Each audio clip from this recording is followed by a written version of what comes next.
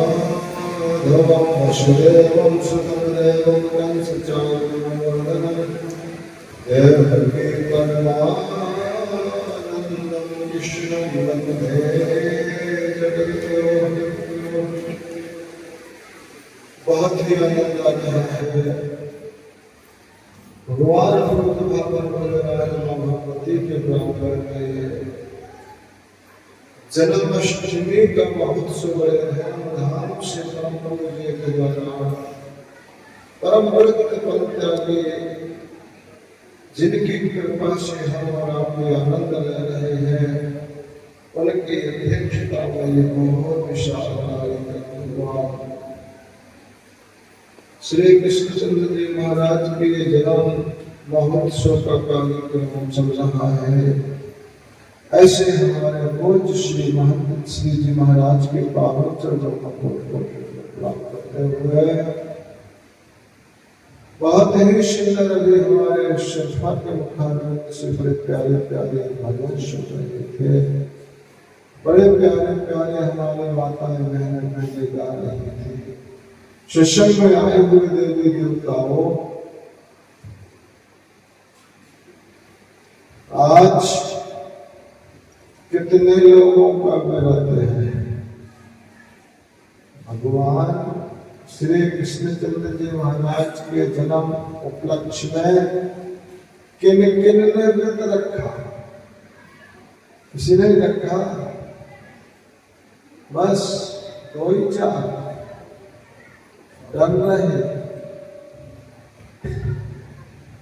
भगवान के जन्म दिवस पर व्रत रखने वाला बरोबर उठा दो हाथ, दिन दिन में रखा है। देखो अच्छा, किसके लिए व्रत रखा है? मानो भगवान को तो जन्म होना ही है, और तुमने व्रत किस लिए रखा? हमने भी रखा। भगवान का जन्म तो होना है, आज भी के दिन हुआ था, पर जो हमने व्रत रखा है उसको किस उद्देश्य से रखा है, किस लक्ष्य से रखा है, क्या प्राप्ति का मामला है? व्रत का पता है किसी को? क्या है? व्रत रख लिया है, बस पता है। बताए हम क्या व्रत का मान्य क्या होता है? आज भगवान श्री कृष्ण के जन्म उपलक्ष्य में व्रत रखा है। व्रत के माने होता है वृत्ति एकाग्र हो जाए। जिसके लिए व्रत रखा हो उसमें वृत्ति लग जाए, उसके सिवा कुछ भी न दिखे। बस तो ही तो जित देखोगे तो तू। आज इस बालक ने व्रत रखा है, पानी तक नहीं किया, अब पिए भगवान का जन्म होने के बाद वृत्ति एकाग्र हो जाए। वृत्ति में दूसरे वस्तु न आए, वही वृत्ति में आए जिसका व्रत है ना, तो ही तुझमें ही मन लगे, तेरे ही गुण गाए।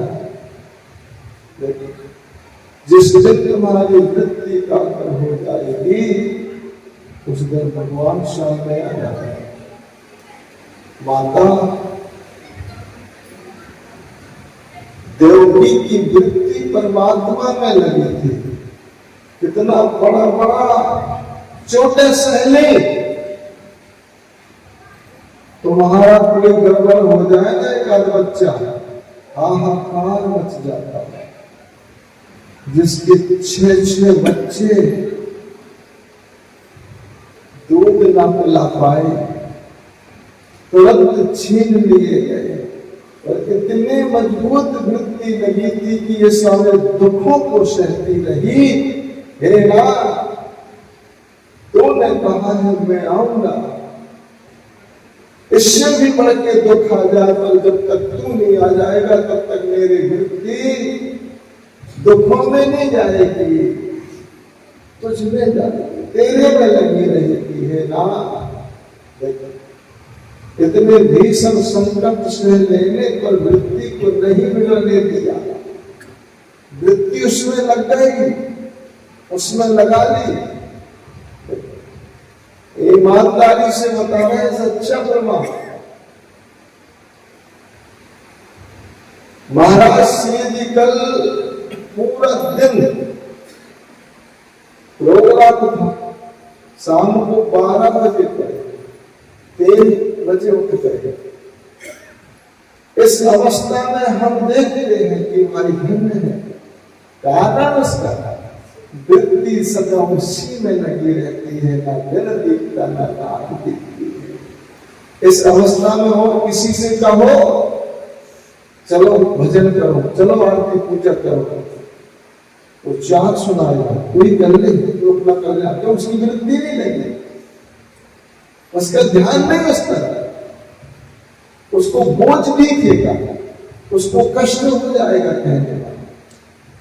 परंतु जिसकी वृत्ति लग चुकी है वो ही है उनका बस।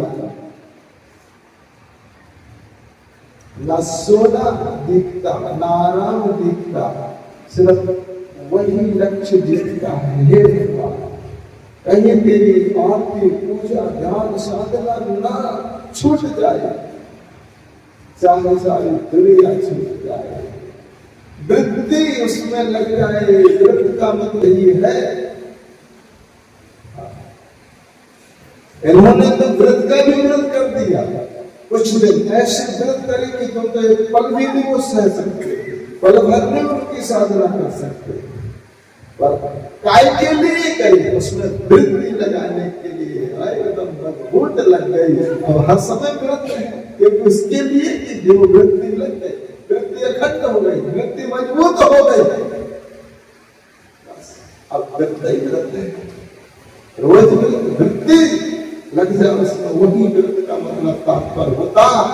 आजकल तो वृत्ति का है, खाने पीने की वृत्ति नहीं रहती। आ जाओ, बुलाओगे तो क्यों नहीं आएगा, आओ सब बुलाओ। अभी हम बुला रहे हैं, प्रकट कर रहे हैं भगवान, पर कैसे बुलाओ?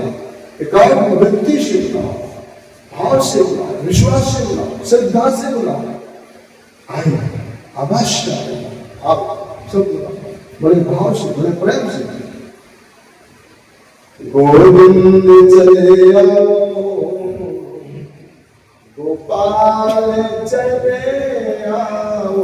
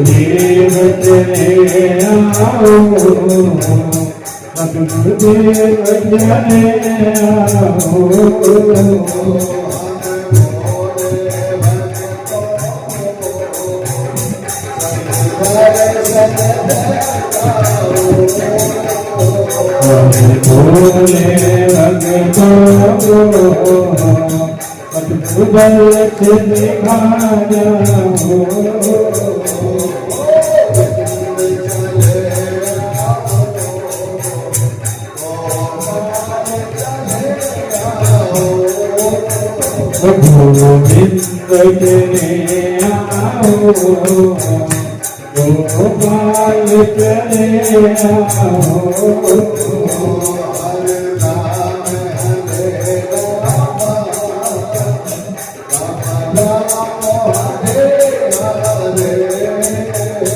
हरे राम हरे राम, हरे राम हरे राम, हरे कृष्ण हरे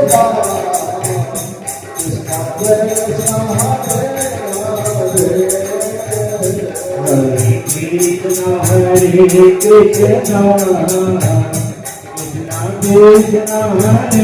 कृष्ण।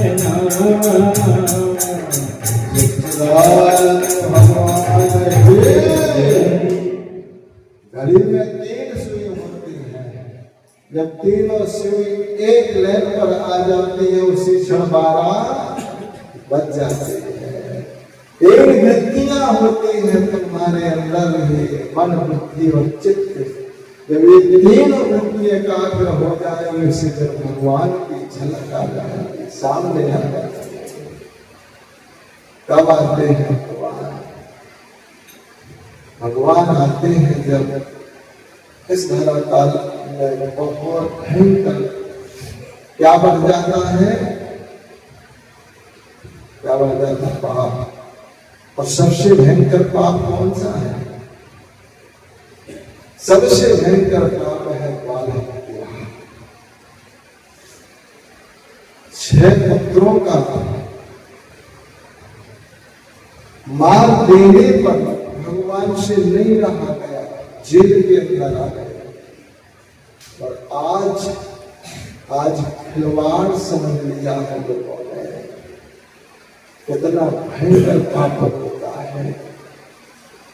बेटा है तो बाहर और बेटी है तो गले के अंदर है। और बस वो पाप को विदेशी भोगने आएगा क्या?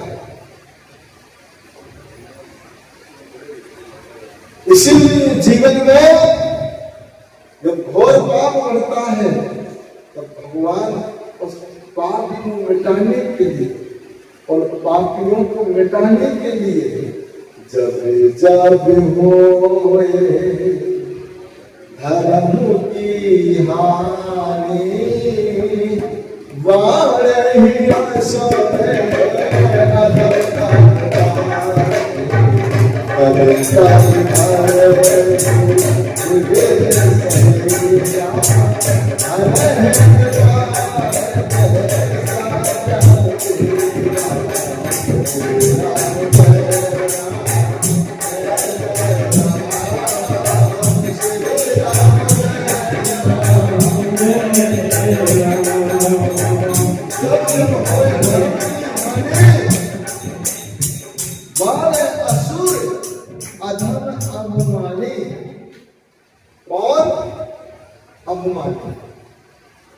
तब धर्म विविध शरीरा हरे हैं कृपानंद सज्जन पीड़ा।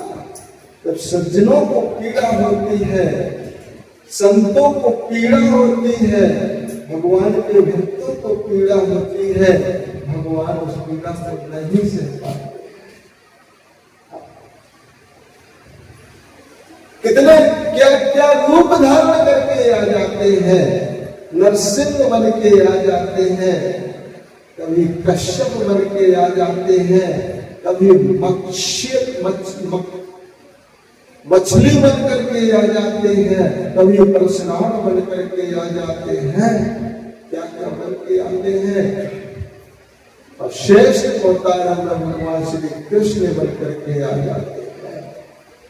ईमानदारी से बता रहे भगवान पीड़ा भी सह पाते।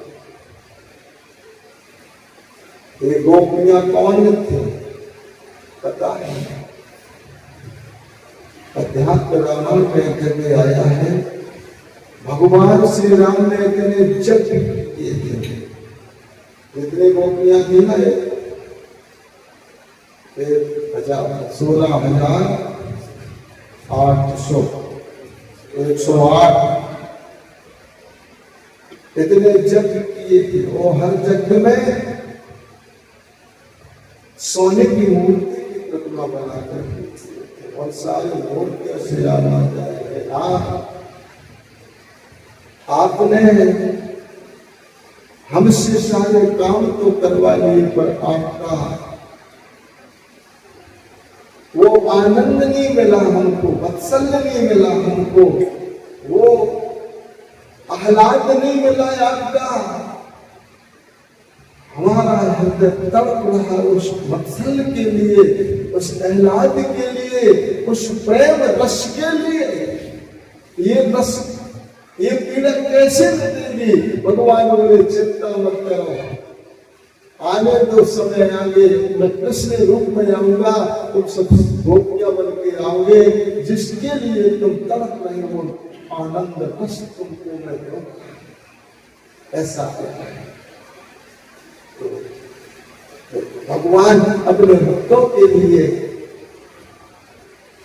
क्या बन जाते हैं और उनको वो आनंद देते हैं, जिस आनंद के वो पिपासु होते हैं, पिपासु होते हैं। तो व्रत रखने का मतलब है हम उस आनंद के लिए है रात ये व्रत रखा है, हमारी वृत्ति कभी डगमग ना हो, सदा आपके ही आनंद रस के तरफ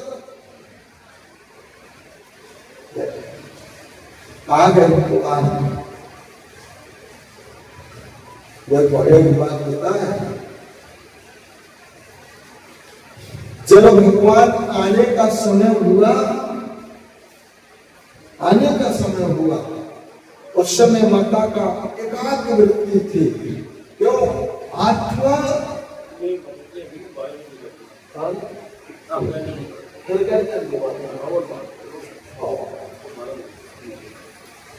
चलो महाराज जी की क्या है, 12 बजे और 12 बजे करते हैं।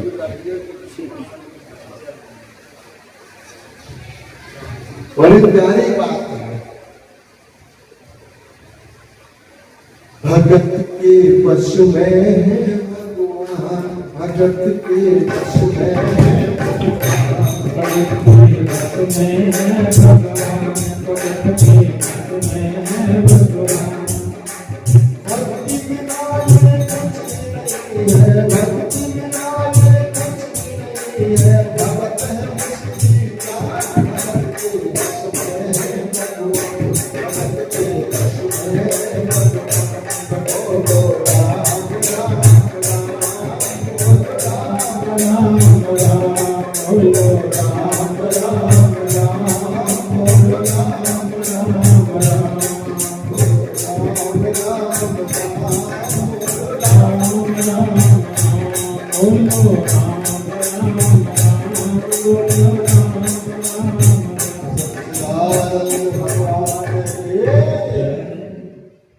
भगवान तो भगत के वश में हुआ करते हैं, क्योंकि रामचरित्र मानस में आया है, जब जब हो धर्म की हानि बाढ़ असुर अधम अभिमानी।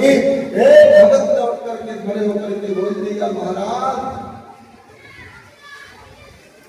अभी धर्म की स्थापना करने के लिए अवतार लिया तो नहीं देना पड़ता भगवान को। क्यों? बोले ये तो भरत जी ने ही सब कर लिया था, जो न होते असभाव भरत को धर्म धुरी धरस को, धर्म की धुरी को कौन धारण करता? यदि भरत का जन्म नहीं हुआ होता तो इसके लिए उतार लिया नहीं, ये तो भरत जी ने ही संभाल लिया था धर्म की धुरी। जब तक महात्मा एक चौपाई और बोल पड़े, और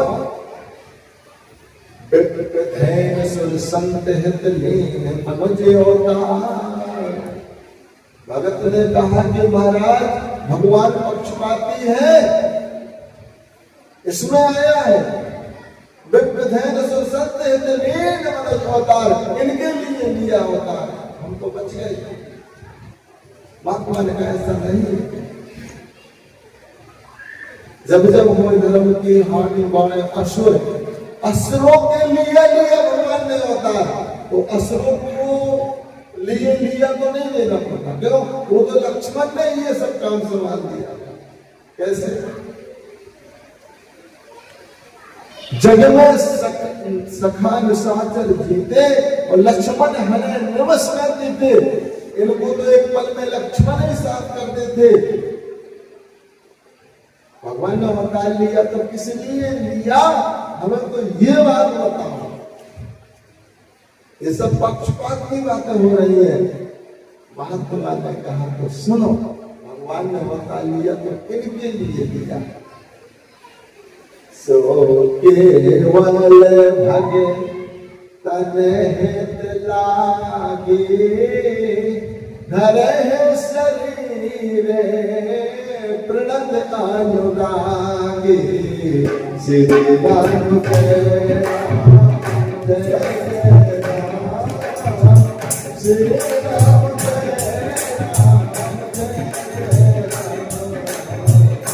जय राम जय जय राम, श्री राम जय राम जय जय राम। सो केवल भगतन हित लागी, भगवान भगत के लिए शरीर धारण करते हैं। सो केवल भगतन हित लागी, धरे हैं शरीर प्रणत अनुरागी। कौन किस भगत के लिए भगवान अवतार ले? भगवान माता देवकी के इस भाव भक्ति को देख करके जेल के अंदर अवतार लेकर के आ गए। और भक्त प्रहलाद के लिए खम्मा से प्रकट होकर अवतार लेके आ गए। अब अवतार हम बाद में करेंगे, महाराज जी कर देंगे तो कोई बात नहीं भाई। अब हमारे पूज्य महाराज श्री जी के मुखारविंद से क्या आनंद रस वाणी को श्रवण करो, जो वास्तव में लगता है कि हमें कुछ मिल रहा है, महाराज जी हमें कुछ दे रहे हैं। व्रत का मतलब है वृत्ति काटे हो जाए, चाहे सत्संग से हो, चाहे व्रत करने से हो, चाहे भगवान का भजन करने से हो, चाहे पूजा पाठ करने से हो, सिर्फ वृत्ति का खेल है। वृत्ति को एकाग्र करना है तो आइए, और जिनकी वृत्ति एकाग्र होती है उनकी वाणी सुन करके हमारी जरूर वृत्ति एकाग्र हो जाती है। यदि हमारी वृत्ति एकाग्र ना हो, हम तुमको मोटी भी बातें सुनाए नहीं बात